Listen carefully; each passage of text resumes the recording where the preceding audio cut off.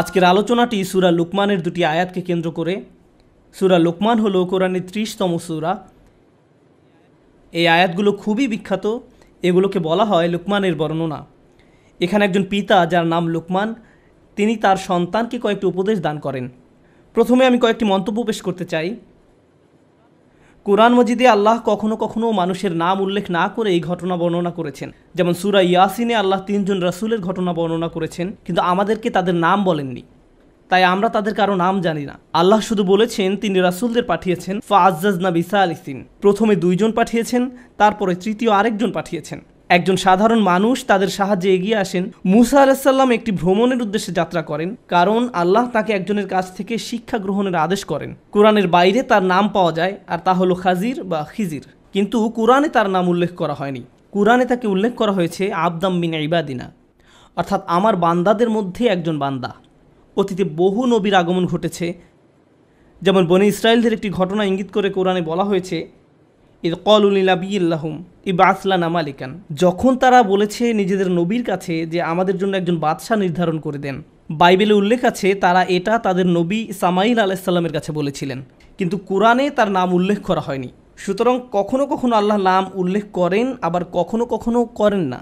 আমাদের প্রায় সকল আলেমদের মতে লুকমান নবী ছিলেন না, তাকে নবী হিসেবে বিবেচনা করা হয় না, তথাপি তার নাম উল্লেখ করা হয়েছে কোরআনে। প্রথমে যে বিষয়টি এখানে লক্ষণীয় তা হলো আল্লাহ এই ব্যক্তির নাম উল্লেখ করার মাধ্যমে তাকে বিশেষ মর্যাদা দিয়েছেন। রাসূলুল্লাহ সাল্লাল্লাহু আলাইহি সাল্লামের জীবনে এমন অনেক ঘটনা রয়েছে যেখানে আল্লাহ কোনো কোনো ক্ষেত্রে সাহাবীদের নাম উল্লেখ না করেই ওই ঘটনার বর্ণনা দিয়েছেন।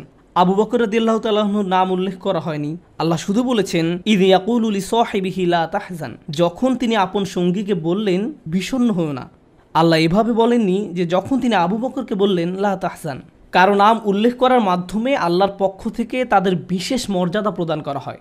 হযরত লুকমানকে কোরআনে এমনই একটি বিশেষ মর্যাদা দেওয়া হয়েছে। আমি আরেকটি বিষয় সবার দৃষ্টি আকর্ষণ করতে চাই। কোরআনের এই অংশে আল্লাহ আমাদের যে শিক্ষা প্রদান করেছেন তাকে হালকাভাবে নেওয়া যাবে না।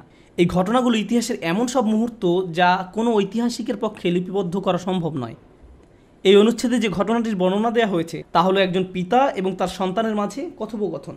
তো এই কথোপকথন হয়তো তাদের বাড়ির নির্জন পরিবেশে হয়েছে, অথবা তারা যখন একত্রে কোথাও ভ্রমণে বের হয়েছিলেন, বা একত্রে কোনো কাজ করার সময় তাদের আশেপাশে কেউ ছিল না, তখন কোনো রেকর্ডিং ডিভাইসও ছিল না। কত বিলিয়ন ট্রিলিয়ন সময় পিতামাতা তাদের বাচ্চাদের সাথে কথা বলেন, এমন ঘটনা প্রতিদিন ঘটে। এটা আমাদের জীবনের অংশ। তথাপি এই একটি আলোচনাকে আল্লাহ এত গুরুত্ব দিলেন যে মানবজাতি এই কথোপকথন থেকে কিয়ামত পর্যন্ত হিদায়াত পেতে থাকবে। তাই তিনি এই কথোপকথনকে কোরআনের অংশ করে দিলেন। এটা একটা বিরাট ব্যাপার। আল্লাহ এমন একজনকে সেলিব্রিটি বানিয়ে দিলেন যার সম্পর্কে অন্য কোনোভাবে জানা সম্ভব ছিল না। আল্লাহ এই কথোপকথনটিকে চিরস্থায়ী বানিয়ে দিলেন, অন্যথায় এই সম্পর্কে জানা আমাদের পক্ষে সম্ভব ছিল না। কোরআন থেকে যখন আমরা কিছু শিখবো বা জানবো, আমাদের একটু পেছনে সরে এসে প্রথমে এটার তারিফ করা উচিত, উপলব্ধি করা উচিত যে আল্লাহ আমাদের কত বড় উপকার করেছেন। ওয়ায়ুআল্লিমুকুম মা লাম তাকুনু তা'লামুন, আর তোমাদের শিক্ষা দেবেন এমন বিষয় যা কখনো তোমরা জানতে না। আল্লাহ কোরআনে বিষয়টা উল্লেখ না করলে অন্য কোনোভাবে এই জ্ঞান এবং প্রজ্ঞা সম্পর্কে আমাদের জানার উপায় ছিল না। আল্লাহ লুকমান সম্পর্কে কি বলেছেন? আল্লাহ বলেন ওয়ালাকাদ আতাইনা লুকমান আল হিকমা, আমি লুকমানকে প্রজ্ঞা দান করেছি। এই আয়াতের কিছু অংশ আমি সংক্ষেপে ব্যাখ্যা করব, আর কিছু অংশ বিস্তারিত ব্যাখ্যা করব। একটি বা দুইটি প্রসঙ্গ নিয়ে কথা বলবো। যদি সম্পূর্ণ আয়াত নিয়ে কথা বলতে যাই তাহলে আমাদেরকে এখানে অনেক বেশি সময় থাকতে হবে। যাই হোক, আল্লাহ বলেছেন তিনি তাকে প্রজ্ঞা দান করেছেন। আরবি ভাষায় প্রজ্ঞা বলতে আসলে কি বোঝায়? আল ইলমুন নাফিউন ওয়াল আমালু বিহি, অর্থাৎ এমন উপকারী জ্ঞান যা অনুযায়ী কাজ করা হয়। তাই আপনার অনেক জ্ঞান থাকার মানে এই নয় যে আপনার অনেক প্রজ্ঞাও রয়েছে। এর মানে হলো আপনার অনেক ইলম রয়েছে, প্রজ্ঞা নয়। প্রজ্ঞা বলতে আসলে অন্য কিছু বোঝায়। প্রজ্ঞা বলতে এটাও বোঝায় না যে আপনি যখন অনেক কবিতার উদ্ধৃতি দিতে পারেন বা এমন জ্ঞানগর্ভ কথা বলেন যা শুনে লোকজন বলে উঠে বাহ। ক্লাসিক্যাল আরবির সংজ্ঞা অনুযায়ী হিকমা বলতে এটা বোঝায় না। হিকমা বা প্রজ্ঞা হলো সত্যটাকে গভীরভাবে জানা এবং সে অনুযায়ী জীবনযাপন করা। অতীতের মানুষ হিকমা বলতে এটাই বুঝতেন। ইমাম শাফিঈ রাহমাতুল্লাহ আলাইহি ওয়ায়ুআল্লিমুহুমুল কিতাব ওয়াল হিকমা, তিনি তাদেরকে বই এবং হিকমা শিক্ষাদান করেছেন। তিনি এই আয়াতে হিকমা বলতে রাসূল সাল্লাল্লাহু আলাইহি সাল্লামের সুন্নাহকে বোঝাতেন, কারণ সুন্নাহ হলো কোরআনের জ্ঞানের বাস্তব প্রয়োগ। তাই তিনি এই কানেকশনটি সহজেই বুঝতে পারলেন, আর তাই তার মতে হিকমা হলো সুন্নাহ। যাই হোক, আল্লাহ বলেন আমি লোকমানকে প্রজ্ঞা দান করেছি। তার যে শুধু জ্ঞান ছিল তা নয়, তিনি সে অনুযায়ী তার জীবনও পরিচালনা করতেন। এরপর আল্লাহ এই মানুষটির সম্পূর্ণ জীবনের একটি সারাংশ তুলে ধরেন। অর্থাৎ একজন মানুষের উপকারী জ্ঞান থাকার মানে কি? এই সব কিছুর সারাংশ হলো আনিশকুর লিল্লাহ, আল্লাহর প্রতি কৃতজ্ঞ হও। আরবি বাক্যের ধরন অনুযায়ী বাক্যটি এমন হওয়ার কথা ছিল ওয়ালাকাদ আতাইনা লুকমান আল হিকমা আন ইয়াশকুরা লিল্লাহ, কিন্তু এখানে আনিশকুর লিল্লাহ বলে আমর বা আদেশের দিকে তাৎক্ষণিক প্রত্যাবর্তন করা হয়েছে, আল্লাহর প্রতি কৃতজ্ঞ হও। যেন এখানে একটি আদেশ দেওয়া হয়েছে। অর্থাৎ লোকমান এমন একটি জীবন অতিবাহিত করেছেন যেখানে তিনি বারবার নিজেকেই নিজে বলেছেন আল্লাহর প্রতি কৃতজ্ঞ হও, আল্লাহর প্রতি কৃতজ্ঞ হও। আল্লাহ তাকে এমন প্রজ্ঞা দিয়েছেন যে তিনি নিজেই নিজেকে বলতেন আল্লাহর প্রতি কৃতজ্ঞ হও। বাক্যটি আদেশ সূচক। যারা নাহু জানেন তাদের জন্য বলছি, এটা গুরুত্বপূর্ণ। কেননা আমরা জীবনে এমন পরিস্থিতিতে পড়তে পারি যখন আমরা শুধু আমাদের সামনের সমস্যাগুলোর দিকেই তাকাবো। আল্লাহ বলেন লাকাদ খলাকনাল ইনসানা ফি কাবাদ। আল্লাহ মানুষকে সমস্যা, চাপ, হতাশা, উদ্বেগের মধ্যে নিমজ্জিত করেই সৃষ্টি করেছেন। আমাদের চারপাশ সমস্যায় পরিপূর্ণ। আর যখন আমরা এরকম সমস্যায় পড়ি তখন আমাদের সম্মুখের নেতিবাচক বিষয়গুলো নিয়ে আমরা আচ্ছন্ন হয়ে পড়ি। ঠিক সে সময় কৃতজ্ঞ হওয়ার মতো কোনো কিছু আমরা খুঁজেই পাই না, এটা অসম্ভব হয়ে পড়ে। নেতিবাচক বিষয়গুলো নিয়ে আচ্ছন্ন থেকে একই সময়ে আপনার পক্ষে কৃতজ্ঞ হওয়া একেবারে অসম্ভব। এই দুইটা বিষয় একসাথে অবস্থান করতে পারে না। আপনি কেবল তখনই কৃতজ্ঞ হন যখন আপনার জীবনে ভালো কিছু ঘটে বা আপনি বুঝতে পারছেন যে ভালো কিছু ঘটতে যাচ্ছে। যেমন কেউ কিছু উপহার দিলে বলেন ধন্যবাদ, সহজ বিষয়, কঠিন কিছু না। তো লুকমান আলাইহিস সালাম সবসময় নিজেকে এভাবে বুঝাতেন যে আমার চারপাশের পরিবেশ পরিস্থিতি যাই হোক না কেন, আমাকে আমার জীবনের দিকে তাকিয়ে দেখতে হবে এই মুহূর্তে আমি কোন জিনিসের জন্য কৃতজ্ঞ থাকব। আল্লাহ আজ্জা ওয়া জাল্লা আমাদের বলছেন ইন্নাল ইনসানা লাযালুমুন কাফফার, নিশ্চয়ই মানুষ অত্যন্ত অন্যায়কারী, অকৃতজ্ঞ। কোন দিক থেকে আমরা চরম অকৃতজ্ঞ? আমরা সর্বাবস্থায় অভিযোগ করার কোনো না কোনো একটা কারণ খুঁজে পাই সব সময়। কেউ যদি জিজ্ঞেস করে ভাই কী নিয়ে চিন্তা করছেন এখন? না না ভাই কিছু নিয়ে চিন্তা করছি না, সব ঠিক আছে। আর সমস্যা নেই, আপনি আমাকে বলতে পারেন। ঠিক আছে শোনো তাহলে, বর্তমানে আমি অমুক অমুক অমুক অমুক সমস্যায় জর্জরিত। এভাবে আপনার সমস্যাগুলোর একটা বিশাল লিস্ট ধরিয়ে দিবেন তাকে। যেমন এখানকার পরিবেশ মারাত্মক গরম, আমি ক্যালিফোর্নিয়াতে বাস করতাম, এখন টেক্সাসের আবহাওয়া খুবই গরম, টাকার সমস্যা, স্বাস্থ্যকেন্দ্রিক সমস্যা, ব্যক্তিগত সমস্যা, শিক্ষা চাকরি এই নিয়ে সমস্যা, এভাবে নানান রকমের সমস্যার কথা আমরা তুলে ধরি। এভাবে চিন্তা না করে আপনি যদি একটু থেমে নিজেকে প্রশ্ন করেন এই মুহূর্তে আমি কোন কোন বিষয়ের জন্য কৃতজ্ঞ থাকতে পারি, এটা আসলে কঠিন একটা অনুশীলন। আমি এই মুহূর্তে কিছুই চিন্তা করতে পারছি না।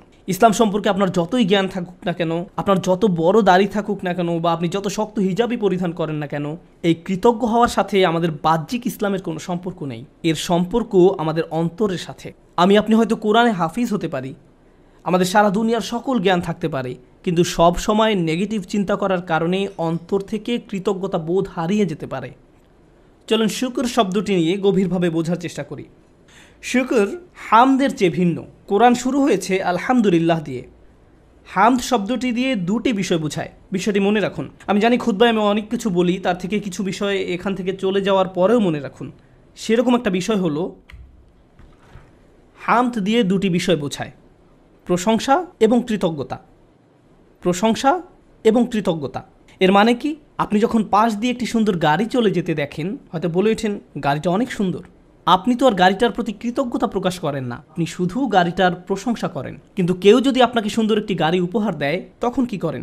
তাকে বলেন থ্যাংক ইউ। এর নাম কৃতজ্ঞতা। কখনো কখনো আপনি কৃতজ্ঞ হওয়া ছাড়াও প্রশংসা করতে পারেন, আবার কখনো কখনো আপনি প্রশংসা না করেই কৃতজ্ঞতা প্রকাশ করতে পারেন। এরকমও ঘটে। যেমন ইব্রাহিম আলাইহিস সালাম তার পিতার প্রতি কৃতজ্ঞ ছিলেন, যেহেতু তার পিতা তাকে বড় করেছেন, কিন্তু তার বাবার প্রশংসা করতে যাবেন না, কেননা তার বাবা মূর্তি তৈরি করতেন। প্রশংসা না করেই তার প্রতি কৃতজ্ঞ থাকতে পারেন। মুসা আলাইহিস সালাম ফেরাউনের প্রতি কৃতজ্ঞ ছিলেন, যেহেতু ফেরাউনের ঘরে তিনি বড় হয়েছেন, কিন্তু তার মানে এই নয় যে তিনি ফেরাউনের প্রশংসা করতে যাবেন। যেমন কখনো কাউকে যদি ধন্যবাদ জানান, সে চায় আপনি তার প্রশংসাও করবেন, কিন্তু আল্লাহর সাথে ব্যাপারটা ভিন্ন। আল্লাহর সাথে প্রশংসা এবং কৃতজ্ঞতা সবসময় একত্রে ব্যবহৃত হয়। কিন্তু আজকের আলোচ্য আয়াতগুলো আসলে প্রশংসা সম্পর্কে নয়, কারণ এখানে আনিহমাদ লিল্লাহ বলা হয়নি। খেয়াল করেছেন তো? এখানে বলা হয়েছে আনিশকুর লিল্লাহ, শুধু কৃতজ্ঞতা, জাস্ট কৃতজ্ঞ হওয়া। আমরা আল্লাহর প্রশংসার দিকে যাচ্ছি না। যখন কৃতজ্ঞতা এবং প্রশংসা একত্রিত হয় তখন আমরা বলি হামদ। এটা আসলে হামদের পূর্বের ধারণা। এই কৃতজ্ঞতা হলো আল্লাহর সাথে আমাদের সম্পর্ক তৈরির প্রথম পদক্ষেপ। আমরা যদি আমাদের লক্ষ্যে পৌঁছাতে চাই, আমাকে আমার নিজের সাথে, আপনাকে আপনার নিজের সাথে আলোচনা করতে হবে যে কোন কোন জিনিসের জন্য আমরা আল্লাহর প্রতি কৃতজ্ঞতা প্রকাশ করব। আনিশকুরলিল্লাহ। আমি আপনাদের পূর্বেই বলেছিলাম, প্রজ্ঞা মানে শুধু উপকারী জ্ঞান নয়, এটা শুধু উচ্চমানের চিন্তার নাম নয়। এর সম্পর্ক জ্ঞান অনুযায়ী আপনার আচরণ কতটুকু পরিবর্তিত হচ্ছে তার সাথে সম্পর্কযুক্ত। আপনারা সম্ভবত এই কথাটি বহুবার শুনেছেন, গ্লাস কি অর্ধেক খালি নাকি অর্ধেক পূর্ণ? যে সবসময় আল্লাহর প্রশংসা করে সে অর্ধেক পানি পেয়েই আল্লাহর প্রশংসা করবে, আর যে অকৃতজ্ঞ সে বলবে গ্লাসটি কেন পরিপূর্ণ না, পানি কেন ঠান্ডা নয়, কেন এই রুমটি এত গরম। অসম্পূর্ণতা নিয়ে সব অভিযোগ। যে আল্লাহর প্রতি কৃতজ্ঞ নয় তার মনোভঙ্গি এমনই, সে এমন আচরণই রপ্ত করে। তারপর আল্লাহ বলেন, তিনি বলেন ওমা ইয়াশকুর ফা ইন্নামা ইয়াশকুরু লিনাফসিহি, যে কৃতজ্ঞতা প্রকাশ করে, অর্থাৎ শুধু লোকমান আলাইহিস সালাম নয়, যে কেউ কৃতজ্ঞতা প্রকাশ করে সে তা নিজের কল্যাণেই করে। হয় আমি সবসময় লোভী এবং অসুখী, যেমন আমি আমার সম্পর্কগুলো নিয়ে অসুখী, আমার সন্তানদের নিয়ে অসুখী, আমার পিতামাতাকে নিয়ে অসুখী, বন্ধুদের নিয়ে অসুখী, চাকরি নিয়ে অসন্তুষ্ট, যে জামা কাপড়গুলো পরিধান করি তা নিয়ে অসন্তুষ্ট, আমার চেহারা নিয়ে অসন্তুষ্ট, পড়ালেখা নিয়ে অসন্তুষ্ট, আমার সম্পর্কে মানুষের মতামত নিয়ে আমি অসন্তুষ্ট। এভাবে সব সময় আমি কিছু না কিছু নিয়ে অসন্তুষ্ট থাকি। আমি এমনই। আপনার অবস্থা যদি এমন হয়, আপনি সারাক্ষণ যদি বিভিন্ন জিনিস কামনা করতে থাকেন, এই আয়াতটি আমাদের শিক্ষা দিচ্ছে যে আপনি এর মাধ্যমে আসলে নিজেকেই কষ্ট দিচ্ছেন। আপনি নেগেটিভ চিন্তার মাঝে নিজেকে ডুবিয়ে রাখছেন, আর এটা আপনাকে অসার, নিস্তেজ বানিয়ে ফেলছে। প্রকৃতপক্ষে কৃতজ্ঞতার জিন্দেগি পরিত্রাণ নিয়ে আসে। এটা আপনাকে নেগেটিভ চিন্তা থেকে মুক্তি দান করে, ফলে আপনি অনেক বেশি কর্মক্ষম থাকেন, সক্রিয় থাকেন। কৃতজ্ঞতা আপনাকে মানসিক শক্তি দান করে, আশাবাদী করে তোলে, উজ্জীবিত করে তোলে। আপনি এমন সব কাজ করতে পারেন যা অন্যথায় সম্ভব হতো না। আমার অভিজ্ঞতা হলো, আশা করি আপনাদের অভিজ্ঞতা এমন নয়, দুর্ভাগ্যক্রমে মুসলিম উম্মাহ হিসেবে আমরা নেতিবাচক চিন্তায় আসক্ত হয়ে পড়েছি। আমরা নেতিবাচকতায় এমন আসক্ত যে কাউকে উম্মার জন্য কিছু করতে দেখলে বলি, কী লাভ এসব করে, কোনো কিছুরই পরিবর্তন হবে না। তার কাজে ভালো কিছু দেখার পরিবর্তে আমরা বলি, আরে ভাই এতে কোনো লাভ হবে না, কোনো লাভ হবে না, অমুক অমুক সমস্যাগুলোর তো কোনো সমাধান হয়নি। ফিরে আসো, আমাদের সাথে নেগেটিভ ক্লাবে যোগ দাও, তুমি এত পজিটিভ চিন্তা কেন করো? অর্থাৎ কাউকে পজিটিভ দেখলে আমাদের কেমন যেন একটা গা জ্বালা করে। জিনিসটা তো এরকম হওয়ার কথা নয়, কেন আমরা তাকে আবার নেগেটিভ জগতে ফিরিয়ে আনছি না?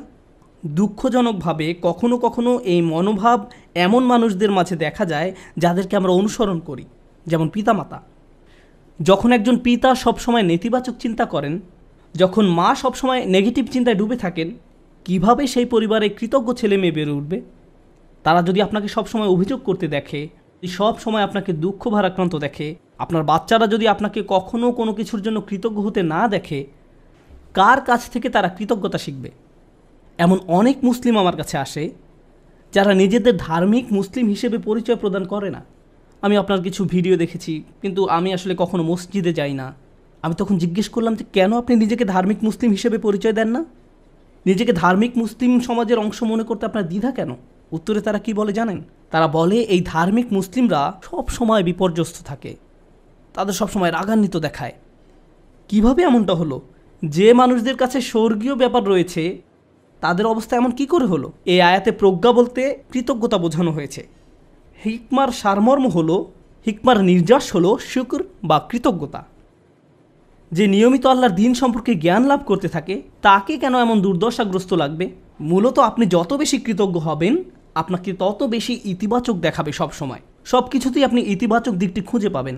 এমনকি যখন আমরা দুঃখ ভারাক্রান্ত হয়ে পড়ি তখন আমরা নিজেদের এই বলে প্রবোধ দেব যে আমি এই মুহূর্তে কোন কোন বিষয়ের জন্য কৃতজ্ঞ থাকতে পারি। তারপর নিজের মনকে শক্ত করে আবার দাঁড়িয়ে যান।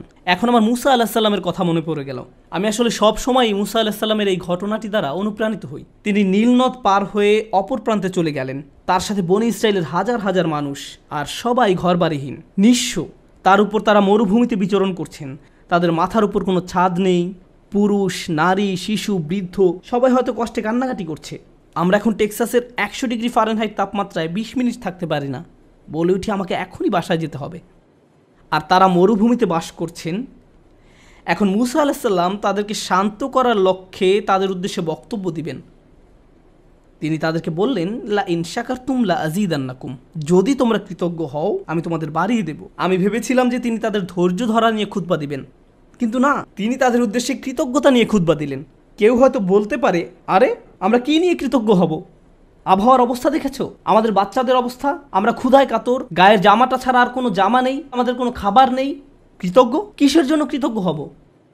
আপনি যদি একটু থেমে চিন্তা করেন, কারণ ফেরাউনের বাহিনী তোমাদের হত্যা করতে পারেনি, অথবা তোমরা ডুবে যাওনি, অথবা তোমরা এখন আর মিশরীয়দের দাস নও, তোমাদের বাচ্চাদের আর জবাই করা হচ্ছে না, তোমাদের মহিলাদের আর নিপীড়িত জীবনযাপন করতে হচ্ছে না, চোখের সামনে মহিলাদের নির্যাতিত হওয়ার দৃশ্য আর পুরুষদের দেখতে হচ্ছে না, তোমরা এই সব কিছুর জন্য কৃতজ্ঞ নও?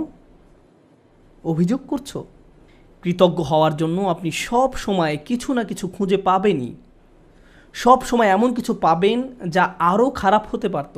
সুতরাং এই ধরনের প্রজ্ঞা নিয়ে বেঁচে থাকা খুবই কঠিন। কিন্তু কেউ যদি এভাবে জীবনযাপন করতে পারে তাহলে সে শুধু নিজেরই উপকার করলো। অমাইয়াশকুর ফা ইন্নামা ইয়াশকুরু লিনাফসিহি, যে কৃতজ্ঞতা প্রকাশ করে সে তা নিজের কল্যাণেই করে। আল্লাহ ওয়াদা করেছেন, লা আযীদান্নাকুম, আমি তোমাদের আরও বেশি দান করব। আল্লাহ আপনার জীবনের প্রতিটি ক্ষেত্রেই আপনাকে সমৃদ্ধি দান করবেন, যেমন হেদায়েত, স্বাস্থ্য, রিজিক সহ সকল ক্ষেত্রে সব কিছুই ঠিক হয়ে যাবে যদি আমি আর আপনি আল্লাহর প্রতি কৃতজ্ঞ হতে পারি। এটাই এখানে প্রজ্ঞা। তারপর তিনি বলেন, ওমান কাফারা ফা ইন্নাল্লাহা গানিয়্যুন হামিদ, আর যে কৃতজ্ঞ হয় আল্লাহ অভাবমুক্ত। আল্লাহ হলেন গানি এবং হামিদ, তিনি ধনী এবং প্রশংসিত। অর্থাৎ আপনার প্রশংসা তার দরকার নেই, মানুষের প্রশংসার দরকার হয়, কিন্তু আল্লাহর প্রশংসার দরকার নেই। কিছু মানুষ বলে, কেন আমি তার প্রতি কৃতজ্ঞ হব? তোমাদের প্রভুর কেন এত প্রশংসা দরকার হয়? সাধারণ নাস্তিকরাই প্রশ্ন করে, কেন তোমাদের রব সবসময় প্রশংসা করতে বলে? আল্লাহ বলেন, তিনি হলেন গানি, তার কোনো কিছুর প্রয়োজন নেই, তার প্রশংসার দরকার পড়ে না। এটা তোমাদের জন্য, এই প্রশংসা করার মাধ্যমে তোমরাই উপকৃত হবে। তিনি হলেন হামিদ, তোমরা প্রশংসা করো বা না করো তিনিই প্রশংসার মালিক। শুধু শুকর বা কৃতজ্ঞতা নয়, বরং হামদ বা প্রশংসাও তার অধিকারভুক্ত। তিনি আপনার প্রশংসার জন্য অপেক্ষা করেন না। তারপর এই মানুষটি হযরত লোকমান, যিনি কৃতজ্ঞতা এবং শুকরিয়ার জিন্দেগি যাপন করতেন, আর এই দুইটি গুণ তার জীবনের সব কিছুতেই দীপ্তি ছড়িয়েছিল। তিনি কোনো কিছু সম্পাদন করতে গেলে এই গুণগুলো তার মনোভঙ্গি ঠিক করে দিত। আপনি কি কাজ করেন সেটা যেমন গুরুত্বপূর্ণ, তার চেয়েও বড় গুরুত্বপূর্ণ ব্যাপার হলো এই কাজের প্রতি আপনার মনোভঙ্গি কেমন। শুধু কি করেন তাই নয়, বরং কিভাবে করেন সেটাও গুরুত্বপূর্ণ। আপনারা উভয়ে বিসমিল্লাহ বলে খাওয়া শুরু করেছেন, সব কিছু দেখতে একই রকম, কিন্তু একজনের কৃতজ্ঞতার মনোভঙ্গি ছিল আর অন্যজনের সেটা ছিল না। একজন এই দুনিয়া এবং পরকাল উভয় জগতেই লাভবান হবে, অন্যজন হবে না। অন্যজন এই সমস্ত উপকারের দরজা বন্ধ করে রেখেছে, কারণ যে দৃষ্টিভঙ্গিতে সে খেয়েছিল সেটা কৃতজ্ঞতার দৃষ্টিভঙ্গি ছিল না। শুকর শুধু কাজের নাম নয়, এটা মনোভঙ্গিরও নাম। এখন তিনি তার ছেলেকে কি বললেন? ওয়াইজ ক্বালা লুকমানু লিইবনিহি ওয়া হুয়া ইয়াইযুহু। লোকমান যখন উপদেশ দেওয়ার সময় তার ছেলের দিকে ফিরে বললেন, হে আমার ছেলে, আমার প্রিয় সন্তান, লা তুশরিক বিল্লাহ, আল্লাহর সাথে শিরক করো না, আল্লাহর কোনো অংশীদার সাব্যস্ত করো না। কিন্তু আলোচনার সূত্রপাত তো শিরক দিয়ে হয়নি, মূর্তি পূজা নিয়ে তো এই কথাবার্তা শুরু হয়নি। আলোচনা তো ছিল কৃতজ্ঞ হওয়া নিয়ে। আমরা শাব্দিক দৃষ্টিকোণ থেকে একটি বিষয় এখানে শিখছি, শিরক এবং শুকর এর একটি শাব্দিক মিল আছে। কিন্তু আরেকটি বিষয় আমাদের এখানে জানতে হবে, আল্লাহ আমাদের এখানে শেখাচ্ছেন তার সাথে আমাদের সম্পর্কের মূল কেন্দ্রবিন্দু হলো আসলে কৃতজ্ঞতা। আমাদের আল্লাহর প্রতি যত ধরনের অনুভূতি রয়েছে, আমরা তার দাস, আমরা তাকে ভয় করি, আমরা তার কর্তৃত্ব মেনে নিয়েছি, আমরা জানি যে তিনি আমাদের সৃষ্টিকর্তা, এই সব কিছুই সত্য। কিন্তু এই সব কিছুর মাঝে আল্লাহর সাথে সত্যিকারের সম্পর্ক তৈরি করতে হলে আমাদের অন্তরে যা থাকতে হবে তা হলো কৃতজ্ঞতাবোধ। যদি অন্তরে এর উপস্থিতি না থাকে তাহলে অন্তর এমন এক ধরনের শিরকের বসবাস হবে যার সাথে আমরা যুদ্ধ করে পারবো না। কারণ এটা দেখতে মূর্তির মতো নয়, এটাকে দেখতে মিথ্যে কোনো খোদার মতো মনে হয় না। এটা এমন এক ধরনের মূর্তি যার বসবাস অন্তরে। তো তিনি তার সন্তানকে বলেন, আল্লাহর সাথে শিরক করো না, আল্লাহর প্রতি অকৃতজ্ঞ হয়েও না বলার পরিবর্তে তিনি এই কথা বললেন, কারণ তিনি যেহেতু মনে করেন কৃতজ্ঞ হওয়াই আসলে প্রজ্ঞা, আল্লাহর পাশাপাশি কোনো কিছুকে স্থাপন করো না। আমরা এটা কিভাবে বুঝব? লুকমান তার ছেলেকে আসলে কি শিক্ষা দিচ্ছেন? প্রসঙ্গত এটা শুধু সন্তানের সাথে পিতার কথোপকথন নয়, বরং এটা এমন যে কারোর জন্য হতে পারে যার অধীনে কেউ বাস করে। আপনার জীবনে যদি এমন কেউ থাকে যে আপনার কাছ থেকে প্রজ্ঞার তালাশ করে, বিশেষত আমি বাবাদের উদ্দেশ্যে বলছি, এমনকি এর বাইরেও আপনি হয়তো বড় ভাই, আপনি এমন পজিশনে আছেন যেখানে অন্যরা আপনার অনুসরণ করে, সেক্ষেত্রে আপনার উচিত এই শিক্ষাটি তাদের নিকট পৌঁছে দেয়া। আমি নিজেকে এই প্রশ্নটি করি। আপনাদের কাউকে কাউকে আল্লাহ অনেক কিছু দিয়েছেন, যেমন আপনাদের হয়তো ভালো চাকরি আছে, ভালো ব্যবসা আছে, টাকার সমস্যা নেই, গাড়িও আছে, আপনার সব কিছুই আছে। ফলে আপনার বাচ্চাদের জীবন আপনার নিজের জীবনের চাইতেও অনেক বেশি সহজতর। কিন্তু আপনি যখন ছোট ছিলেন, আপনার জীবন এতটা সহজ ছিল না। আমার এখনও মনে আছে, ঈদের সময় আমরা বার্গার কিনতাম। আমরা একটা বার্গার কিনে পুরো পরিবার সবাই ভাগ করে খেতাম। এটাই ছিল আমাদের ঈদ। আমি আমার বোনের টুকরার দিকে তাকিয়ে থাকতাম, কারণ মাঝখানের টুকরাটা ছিল সবচেয়ে বড়। অনেক বাচ্চারা প্রথম টুকরাটা চায়, কিন্তু প্রথম টুকরাটিতে তো শুধুই রুটি। এখানে আসল কথা হলো আমাদের বাচ্চারা এসব জানে না। তারা এভাবে বলে, আমি আমারটাতে চিজ চাই, আমারটাতে মেয়োনিজ চাই, কেউ বলে আমারটাতে চিজ না পেঁয়াজ চাই। আমার বাল্যকাল আর তাদের বাল্যকাল একরকম নয়। তারা কষ্ট দেখে না। যখন আপনার টিনেজ বাচ্চা বলে, আমি ঠিক শিওর না কোন কলেজটাতে ভর্তি হব, কোন গাড়িটা যে পছন্দ করি, আপনার হয়তো তখন মনে পড়ে, ভাই আমি পাবলিক বাসে ধাক্কাধাক্কি করে কলেজে যেতাম, সকালবেলা পত্রিকা বিতরণ করতাম, কাজে 3 মিনিট দেরিতে পৌঁছানোর জন্য চাকরি হারিয়েছিলাম, আমি কোনো মতে টিউশন ফি দিতাম, বাসায় নিয়মিত বাজারও থাকতো না। আর আমার বাচ্চারা এখন বলছে তারা শিওর না কোন গাড়িটা কিনবে। আপনার মন চাচ্ছে দেয়ালে নিজের মাথা ফাটাতে, কারণ আমাদের বাচ্চারা মনে করে তাদের তো এমনিতেই সব কিছু পাওয়ার কথা। তারা কৃতজ্ঞ হওয়ার মানে বোঝে না। এভাবে কারো পক্ষে কৃতজ্ঞ হওয়া সম্ভব নয়। আমাদের উচিত আমাদের বাচ্চাদের টাকার মূল্য শেখানো। তাদেরকে উন্নত জীবন দেওয়ার মানে এই নয় যে তাদেরকে ভালো মানের অ্যাপার্টমেন্ট দিবেন। আপনি হয়তো অতিরিক্ত দিয়ে তাদের ধ্বংস করে দিয়েছেন।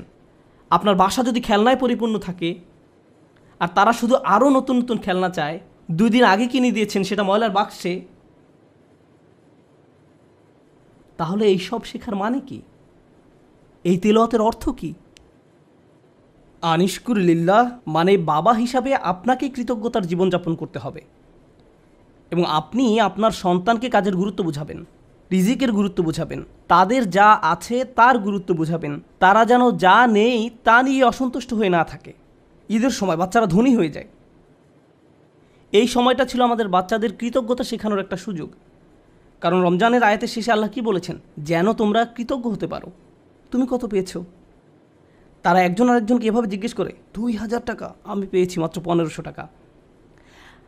আমরা দেয়ার পজিশনে নেই, আমরা শুধু নেয়ার মধ্যে আছি। আমরা আমাদের ছেলে মেয়েদের রাক্ষসে পরিণত করে ফেলেছি। তাদেরকে শুধু ভোগ করা শেখাচ্ছি, আর তাদের চাওয়ারও কোনো অন্ত নেই। আর যখন তাদের কোনো দাবি পূরণ করার অবস্থা না থাকে, আমি এমন অনেক পিতামাতার সম্মুখীন হয়েছি যাদের বাচ্চারা তাদের নিকট এভাবে দাবি জানায়, অবশ্যই আমাকে আইফোন কিনে দিতে হবে। পিতা বলে, না, পারবো না। বাচ্চা তখন বলে, তাহলে আমি আত্মহত্যা করব। তাদের তখন আমার কাছে আসতে হয়েছিল। নতুন আইফোন না পাওয়ার কারণে তারা এমন থ্রেট দিচ্ছিল, কিংবা বাসায় ওয়াইফাই নাই এজন্য এমন করছিল। এটা কৃতজ্ঞতার সম্পূর্ণ বিপরীত আচরণ। আর এমন আচরণ হলো আল্লাহর সাথে এক ধরনের শিরক। যখন কৃতজ্ঞতা হারিয়ে যায়, যা বাকি থাকে তা হলো শিরক। আপনি আত্মসমর্পণ করতে চান, যার কথা শুনতে চান, যাকে সন্তুষ্ট করতে চান, সে হলো নিজের ইচ্ছা আকাঙ্ক্ষা, নিজের ভোগ বিলাসিতা, নিজের কামনা বাসনা। বাচ্চারা এসব জানে না। তাদেরকে দেখিয়ে দিতে হবে, বোঝাতে হবে। আপনি তাদেরকে যা বানান তারা তাই হবে। আমরা তাদের প্রতি এমন অন্যায় আচরণ করতে পারি না। আপনার টাকা আছে বলেই যে তাদের সব দাবি পূরণ করতে হবে এমনটা নয়। অবশ্য বিপরীত অবস্থাও আছে। অনেক পিতামাতা তাদের বাচ্চাদের কিছুই কিনে দেয় না, তারপর তারা এই খুতবা ব্যবহার করে। না, এটা করবেন না। অবতাগি বাইনা যালিকা সাবিলা, মধ্যম পন্থা অবলম্বন করুন। আমি আরেকটা ব্যাপারে দৃষ্টি আকর্ষণ করতে চাই, কারণ বিষয়টা গুরুত্বের দাবি রাখে। আমাদের বাচ্চাদেরকে দায়িত্ববোধ শেখাতে হবে। তারা যখন টিনেজ বয়সে পৌঁছায়, তাদেরকে বাসার ছোটোখাটো কিছু কাজ করতে দিন, তাদেরকে বাসার কাজে কিছুটা অবদান রাখতে দিন। তারা যদি এর বিনিময়ে চায়, তাহলে বলুন, তুমিও এই বাসায় থাকো, এখানে ঘুমাও, তোমাকেও কিছুটা দায়িত্ব নিতে হবে। আপনার বাচ্চাদেরকে দায়িত্ববোধ শেখান, কোনো কিছুর বিনিময়ে না, টাকার বিনিময়ে নয়, অথবা মাস শেষে তাদেরকে নতুন গেম কিনে দিবেন বলেও নয়, কোনো কিছুর বিনিময়ে না। যদি আমরা সব সময় এমনটা করি, যদি তাদেরকে শুধু ভোগ করতে শিখাই আর তারা শুধু আপনার নিকট বিনিময় চাইতে থাকে, এটা করলে আমাকে কি দিবা, ওটা করলে আমাকে কি দিবা, যদি আপনার বাচ্চাদের আল্লাহর প্রতি কৃতজ্ঞ হতে না শেখান, তাহলে কিভাবে তারা আপনার প্রতি কৃতজ্ঞ হবে? এই দুইটা বিষয় কি সম্পর্কযুক্ত নয়? আল্লাহ বলছেন, আনিশকুরলি ওয়া ওয়ালিদাই, আমার প্রতি ও তোমার পিতামাতার প্রতি কৃতজ্ঞ হও। এই দুইটা ব্যাপার সম্পর্কযুক্ত। আমরা যদি আমাদের সন্তানদের তাদের যা আছে তার জন্য আল্লাহর প্রতি কৃতজ্ঞ হতে না শেখাই, তাহলে আমি আপনাদের গ্যারান্টি দিয়ে বলছি তারা স্বাধীন হয়ে যাবে। যখনই তারা স্বনির্ভর হয়ে যাবে, তারা আলাদা হয়ে যাবে। আপনার কলের কোনো জবাব দেবে না, মেসেজের কোনো উত্তর নেই, তারা আপনাকে উপেক্ষা করে, অগ্রাহ্য করে, যখন তখন বাসা থেকে বের হয়ে যায়। আপনি তখন ভাবেন, কি হলো এই বাচ্চার? আমি তার জন্য সব কিছু করলাম, আমি সারা জীবন তোমাকে দিয়ে গেলাম, এখন তুমি আমাকে কিছুই দিচ্ছ না। হ্যাঁ, কারণ এখন আর আমার আপনাকে প্রয়োজন নেই। আপনার কি প্রয়োজন? আর আমি স্বাধীন, ওই লেনদেন তো শেষ হয়ে গেছে, ধন্যবাদ, বাই। এখন আমরা তাজ্জব হয়ে বসে আছি, কিন্তু সম্ভবত আমরাই তাদেরকে নষ্ট করে ফেলেছি। মানে অতি ভালোবাসা দেখিয়ে আমরা তাদের ধ্বংস করে ফেলেছি। ইন্নামা আমওয়ালুকুম ওয়া আওলাদুকুম ফিতনা, আল্লাহ একটি কারণে এই কথা বলেছেন। তোমাদের সম্পদ এবং সন্তান সন্ততি তোমাদের জন্য একটি বড় পরীক্ষা। বিশেষত ছেলেমেয়েদের পেছনে যদি নিয়ন্ত্রিত উপায়ে টাকা পয়সা খরচ করা না হয়, তাহলে তারা বিশাল এক পরীক্ষার বিষয়ে পরিণত হবে। মাঝে মাঝে বাচ্চাদের কোনো কিছু কিনে দেওয়া উত্তম, মাঝে মাঝে তারা যা চায় তা না দেওয়া উত্তম, মাঝে মাঝে তাদের থেকে দূরে সরিয়ে রাখা উত্তম। এটা গুরুত্বপূর্ণ। এটা শুধু পুঁথিগত বিদ্যা নয়, শুধু আলহামদুলিল্লাহ বলা শেখালেই হবে না, এই শিক্ষার উপরে জীবনযাপন করতে হবে। এজন্যই আলোচনাটি শুরু হয়েছে এই বলে, ওয়ালাকাদ আতাইনা লুকমান আল হিকমা, আমি লোকমানকে প্রজ্ঞা শিক্ষা দিয়েছি, বাস্তব জ্ঞান, বাস্তব শিক্ষা। কিভাবে কৃতজ্ঞ থেকে জীবন কাটাতে হবে সেই শিক্ষা। আমাদের বাচ্চারা কতবার তাদের জামাকাপড় ভাঁজ করে, ধৌত করে, আমরা তাদের কিভাবে কৃতজ্ঞতার শিক্ষা দেব যখন তাদের সব কিছু আমরাই করে দেই? মনে হয় যেন ঘরের মধ্যে ছোট ছোট ফেরাউন দৌড়াদৌড়ি করছে আর বলছে, আমিই সবচেয়ে বড় রব, আনা রাব্বুকুমুল আ'লা। আজ আমি বার্গার খাবো না, পিৎজা খাবো, আমাকে এটা দাও, ওইটা দাও। আমরা তাদের এমন বানিয়ে ফেলেছি। এটা তাদের দোষ নয়। আমাদের সন্তানরা যখন নষ্ট হয়ে যায়, এই জন্য নয় যে তারা শয়তান, এর কারণ হলো আমরা তাদের সঠিক শিক্ষাটা দিচ্ছি না। প্রজ্ঞা থাকার মানে হলো আপনি আপনার সন্তানদেরকে সঠিক নিয়মে বড় করেন, আপনি তাদের আকাঙ্ক্ষাগুলো নিয়ন্ত্রণের চেষ্টা করেন। বাচ্চাদের এই নিয়ন্ত্রণটি নেই। আমাদেরকে ভালোবাসার সাথে তাদের ভিতরে এই অনুভূতি তৈরি করে দিতে হবে। আয়াতটি শুরু হয়েছে ইয়া বুনাইয়া দিয়ে, আমার প্রিয় ছেলে, অর্থাৎ বাবা অত্যন্ত আদর মাখা কণ্ঠে তার বাচ্চার সাথে কথা বলছেন। আপনি এর উল্টাভাবে শুরু করতে পারেন না, এই বাসার সবাই শোনো, আমি মাত্র জুমা থেকে আসলাম, বাসার সব কিছু এখন অন্য নিয়মে চলবে। এভাবে না। ভালোবাসার সাথে সুন্দরভাবে করুন, তাদের সাথে কথা বলুন, তাদেরকে বুঝান যে তাদের আচরণ পরিবর্তন করতে হবে। আমাদের মাঝে না দেখলে তারা এটা শিখবে না। যদি আমি খাবার ফেলে দিই, ক্ষুধা লাগলে রেস্টুরেন্টে গিয়ে অপ্রয়োজনীয় অর্ডার করি, এরপর অল্প একটু খেয়ে বলি আমি আর পারবো না, আর সন্তানকে বলি খাবার শেষ করো, খাবার শেষ করো, তারা শিখবে না, তারা শিখবে না, তারা ফেলে দিবে। আপনার জীবনটা যদি অকৃতজ্ঞতায় পূর্ণ থাকে, তাহলে এটা অনেক বড় একটা সমস্যা। এজন্যই অবিশ্বাস এবং অকৃতজ্ঞতা প্রকাশে একই শব্দ ব্যবহার করা হয়েছে। একই শব্দ ব্যবহার করা হয়েছে। কুফর বিল্লাহ মানে হলো আল্লাহকে অবিশ্বাস করা, আর কুফরান বিন নিয়ামাহ মানে নিয়ামতকে অস্বীকার করা, অকৃতজ্ঞ হওয়া। একই শব্দ। আল্লাহর নিকট কাফের আসলে দুইটা জিনিস। ভাবতে পারেন, এমন ব্যক্তি যে আল্লাহকে অস্বীকার করে এবং যে আল্লাহর প্রতি অকৃতজ্ঞ। এই জন্য যে ব্যক্তি আল্লাহর প্রতি কৃতজ্ঞ থাকে, তার পক্ষে শিরক করা অসম্ভব। কারণ আপনি যদি আল্লাহর প্রতি সুধারণা পোষণ করেন, আপনি শিরক করতে পারবেন না। আমাদেরকে তার প্রতি অকৃতজ্ঞ হওয়ার শিরক থেকে রক্ষা করুন। আল্লাহ আযজা ওয়া জাল্লা আমাদেরকে কৃতজ্ঞ থেকে জীবন পার করার সামর্থ্য দান করুন এবং আমাদেরকে সেসব মানুষদের অন্তর্ভুক্ত করুন যারা তাদের সন্তানদেরকে কৃতজ্ঞ হওয়ার শিক্ষা দান করে। বারাকাল্লাহু লি ওয়া লাকুম। আসসালামু আলাইকুম ওয়া রাহমাতুল্লাহ।